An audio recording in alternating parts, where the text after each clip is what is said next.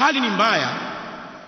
Leo vijana wa Kiislamu wameingia katika wimbi la kutaka kulelewa na wanawake.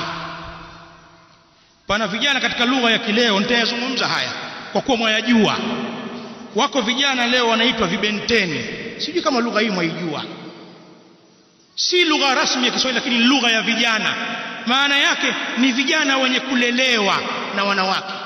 Kazi yao hao ni kujipamba tu, wakajitengeneza nywele, wakaenda saluni wakasuguliwa na kuvaa vicheni na kubeba visimu. Hawana kazi hao. Kazi yao ni kutega wanawake.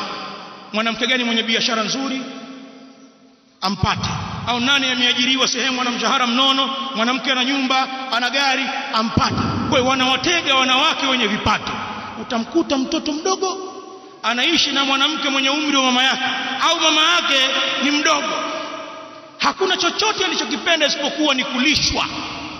Amependa pesa, alelewa pale. Hebu niambie, kijana kama huyu atakuwa na amri gani kwa huyo mwanamke? Utamkataza nini wewe? Ikiwa suruali ya ndani pia akununulie yeye, na asijua zote alizokununulia na bei alizonunua. Kwa hiyo kuna vijana wanatamba katika maskani na kujirama midomo, hawana chochote. Allah, uharibifu umekuwa mkubwa kwa sababu ya kuzembea misingi kama hii.